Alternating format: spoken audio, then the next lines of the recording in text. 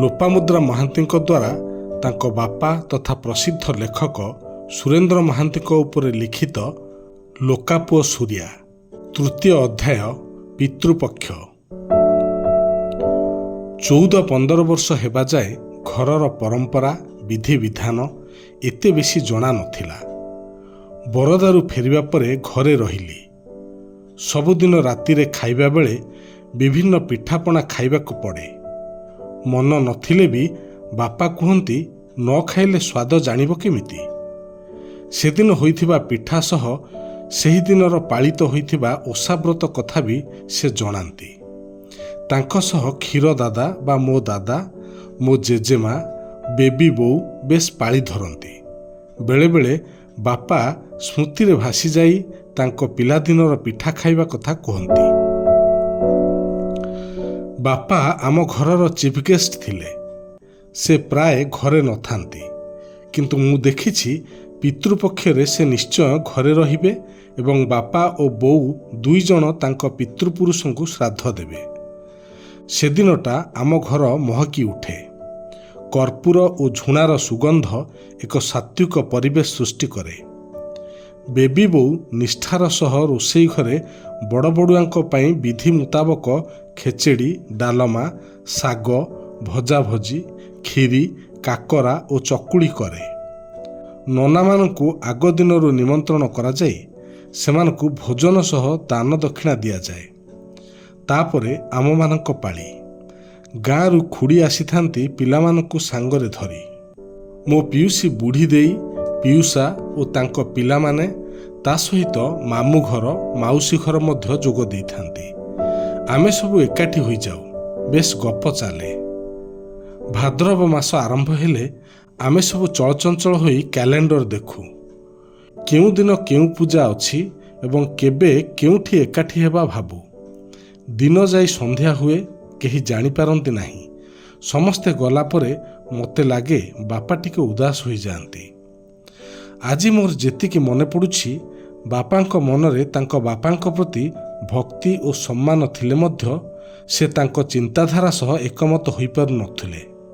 କିନ୍ତୁ ତାଙ୍କ ବାପା ଯେତେବେଳେ ଅବସର ଗ୍ରହଣ କରି ଗାଁରେ ରହିଲେ, ସେତେବେଳେ ବାପା ଖୁବ୍ ବ୍ୟସ୍ତ ହୁଅନ୍ତି। ଆମ ଜେଜେଙ୍କୁ ଯେତେବେଳେ କର୍କଟ ରୋଗ ହେଲା, ଡାକ୍ତର ଗୋକୁଳାନନ୍ଦ ଦାସ କଟକ ବଡ଼ ମେଡ଼ିକାଲରେ ENT ବିଭାଗର ପ୍ରଫେସର ଥାଆନ୍ତି। ଏହା ବୋଧହୁଏ 1955-56 ମସିହାର କଥା। ମୋ ବୋଉ ସମସ୍ତ ଦାୟିତ୍ୱ ମୁଣ୍ଡକୁ ନେଇ ଅପରେସନ୍ କରାଇଲା। କ୍ଷୀରଦାଦା ଯିବା ଅସମ୍ଭବ ଥିଲା। ବୀରଦାଦା ପଢ଼ୁଥାନ୍ତି।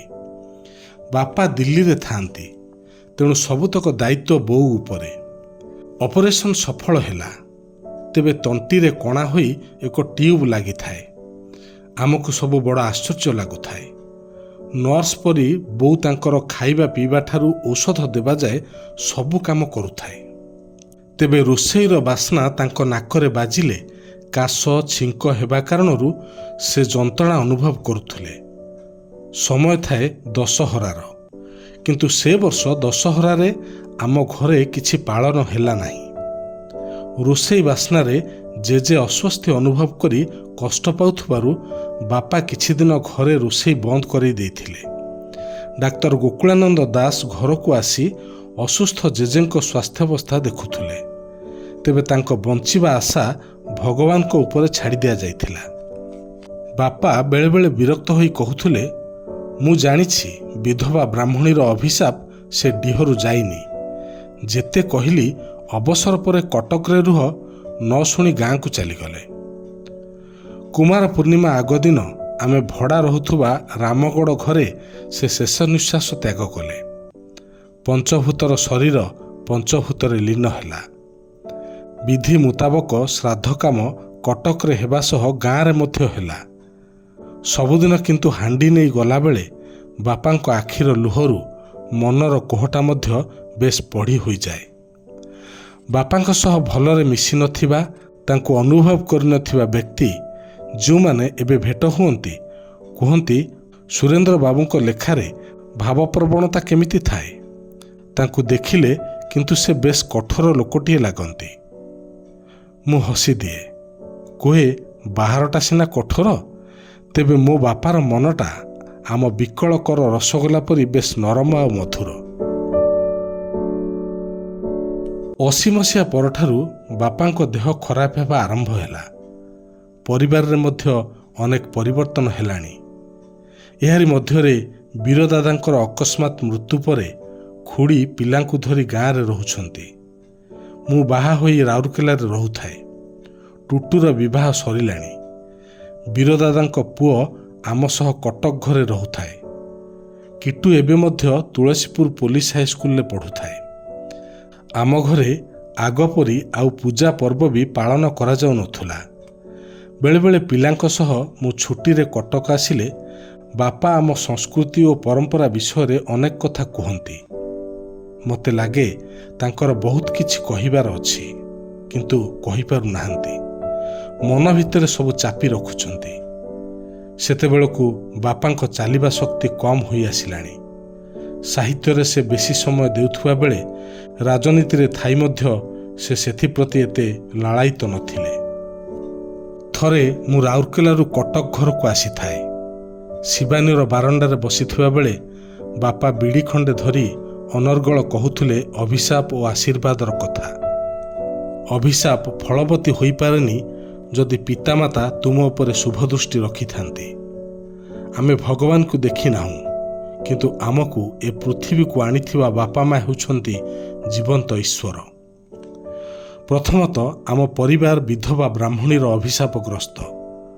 ସେଦିନ ସନ୍ଧ୍ୟାରେ ନିଜକୁ ସମୀକ୍ଷା କରି ବାପା କହୁଥିଲେ, ମୁଁ ପିଲାଦିନେ ବାପାଙ୍କର କୌଣସି କଥା ମାନୁନଥିଲି। ସବୁ ବାପାଙ୍କ ପରି ମୋ ବାପା ମଧ୍ୟ ଅନେକ ସ୍ୱପ୍ନ ଦେଖିଥିଲେ ମୋ ପାଇଁ। ମାତ୍ର ମୋ ପୁନର୍ଜନ୍ମର କର୍ମ ନେଇ ମୁଁ ସିନା ଏ ଜନ୍ମ ପାଇଲି, କିନ୍ତୁ ବାପାଙ୍କ ଆଶୀର୍ବାଦ ପାଇପାରିଲି ନାହିଁ। ମୋ ପିଲାଦିନେ ବୋଉର ସବୁତକ ସ୍ନେହ ଆଦର ପାଇଥିଲି। ମାତ୍ର ମୁଁ ନିଜେ ମଧ୍ୟ ଜାଣେ ନା କାହିଁକି ସମୟ ଗଡ଼ିବା ସହ ମୋ ବୋଉ ସହ ମୋର ସମ୍ପର୍କ ପୂର୍ବ ଭଳି ରହିଲା ନାହିଁ। ସେ ମୃତ୍ୟୁ ବେଳକୁ ବେଶୀ ବେମାର ପଡ଼ୁଥିଲା। ରେଣୁକା ତାର ସେବା ଶୁଶ୍ରୂଷା ସହିତ ଡାକ୍ତର ଦେଖାଇବା ଆଦି ସମସ୍ତ କାର୍ଯ୍ୟ କରୁଥିଲା। ମୁଁ ଦିଲ୍ଲୀରେ ଥାଏ। ବୋଉର ସ୍ୱାସ୍ଥ୍ୟାବସ୍ଥା ସମ୍ପର୍କରେ ଫୋନରେ ଯାହା କିଛି ବୁଝୁଥିଲି। ଏଠି କିନ୍ତୁ ରେଣୁକା ଓ କ୍ଷୀର ବୋଉର ପ୍ରତିଟି କଥା ବୁଝୁଥିଲେ। ମୁଁ ଯେଉଁଦିନ ଦିଲ୍ଲୀରୁ ଆସି ପହଞ୍ଚିଲି ସେଦିନ ହଠାତ୍ ବୋଉ ଆଖି ଖୋଲି ରେଣୁକାକୁ କହିଲା, ସୂର୍ୟା ଦିଲ୍ଲୀରୁ ଫେରିଲା, ମିଠା ଆଣିଥିବ, ମୋତେ ଗୋଟେ ଦେନି। ମୁଁ ପାଖରେ ଠିଆ ହୋଇଥାଏ। ବୋଧହୁଏ ମୋର ସେହିଦିନ ହିଁ ସୂର୍ୟା ଡାକ ଶୁଣିବାର ଶେଷ ଦିନ ଥିଲା। ତାର 2 ଦିନ ପରେ ବୋଉ ମଧ୍ୟ ବାପାଙ୍କ ରାସ୍ତା ଧରିଲା, ଆଉ ଆମକୁ ଛାଡ଼ି ଆରପାରିକୁ ଚାଲିଗଲା। କିନ୍ତୁ ମୁଁ ଭାବେ ମୋର ଦେହ ଖରାପ, ମୋର ସମସ୍ତ ସାଂସାରିକ ଜଞ୍ଜାଳ ପାଇଁ ମୁଁ ଦାୟୀ। ପ୍ରଥମତଃ ମୁଁ ଅଭିଶାପଗ୍ରସ୍ତ ପରିବାରରୁ ଆସିଛି ଏବଂ ଦ୍ୱିତୀୟତଃ ମୁଁ ପିତୃ ଋଣ ଶୁଝିପାରିଲି ନାହିଁ। ବିଡ଼ିଟା ଲିଭେଇ ଆଖି ଦୁଇଟା ବନ୍ଦ କରି କିଛି ସମୟ ବେତ ଚୌକି ଉପରେ ବସିଥିଲେ ଋଷି ପ୍ରତିମ ପରି ମୋ ବାପା। ତାଙ୍କ ଅଜାଣତରେ 2 ଧାର ଲୁହ ବୋହି ଆସୁଥିଲା ତାଙ୍କ ଆଖିରୁ। ଆମେ ସବୁ ମଧ୍ୟ ନିର୍ଜୀବ ପରି ବସିଥିଲୁ। ପାଖରେ ଏକ ଗାଡ଼ିର ହର୍ନ ଶବ୍ଦରେ ଆମେ ପ୍ରକୃତିସ୍ଥ ହେଲୁ।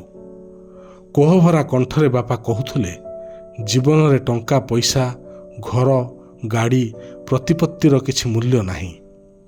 ଯଦି ଜୀବନକାଳ ମଧ୍ୟରେ ବାପା ମାଙ୍କ ସେବା କରିଛ ବା ପିତୃପକ୍ଷରେ ପିତୃପୁରୁଷଙ୍କୁ ଆଦର କରି ଗୃହକୁ ନିମନ୍ତ୍ରଣ କରିଛ, ତେବେ ନିଶ୍ଚୟ ପିତୃପୁରୁଷଙ୍କ ଆଶୀର୍ବାଦ ମିଳିବ।